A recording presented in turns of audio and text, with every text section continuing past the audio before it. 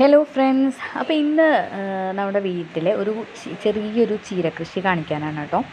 അപ്പോൾ ഇതാ നമ്മൾ ചീരയൊക്കെ പാവിയിട്ട് ചീര നമുക്ക് മുറിക്കാൻ പാകത്തിന് റെഡിയായി വന്നിട്ടുണ്ട് കേട്ടോ. ഇതാണ് നമ്മുടെ ചെറിയൊരു സ്ഥലത്ത് നമ്മൾ കുറച്ച് ചീര പാവിയതാണ്. നമ്മുടെ ടൗണിൽ നിന്ന് 30 റുപ്പീസാണ് കേട്ടോ ഒരു പാക്കറ്റ് ഉണ്ടായിരുന്നത്. അപ്പോൾ അത് നമ്മൾ ഈ ഒരു സ്ഥലം ഒന്ന് മണ്ണൊക്കെ ഇളക്കി കൊടുത്ത് നമ്മളവിടെ ചീര വിത്ത് പാവിയിട്ടു. ഒരു 2 ആഴ്ച കഴിഞ്ഞിട്ടുണ്ടാവും. അപ്പോഴേക്കും ഇതിങ്ങനെ മുളച്ച് വന്നിട്ടുണ്ട്. പിന്നെ നമ്മൾ ഇതിന് നന്നായിട്ട് വെള്ളം ഒഴിച്ചു കൊടുക്കണം. നമ്മൾ ഡെയിലി നനയ്ക്കണം, നന്നായിട്ട് നനച്ചു കൊടുക്കണം.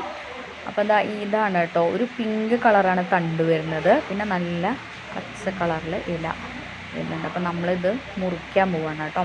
നമ്മളത് പറിച്ച് നട്ടിട്ടൊന്നുമില്ല, ജസ്റ്റ് പാവി കൊടുക്കുക, ദെൻ വെള്ളം അങ്ങനെ ഒഴിച്ചു കൊടുക്കുക, ഡെയിലി നനച്ചു കൊടുക്കുക. അപ്പോൾ അത് നമുക്ക് മുറിക്കാൻ പാകത്തിനാവും. അങ്ങനെ ആവുമ്പോൾ നമ്മളത് കട്ട് ചെയ്ത് എടുക്കുകയാണ് കേട്ടോ. അപ്പോൾ നമുക്കത് അത്രയും ചീര നമ്മൾ മുഴുവൻ നമ്മൾ എടുത്തില്ല, നമുക്ക് ആവശ്യമുള്ളത് മാത്രം നമ്മൾ കട്ട് ചെയ്ത് എടുക്കുകയാണ് ചെയ്തത്.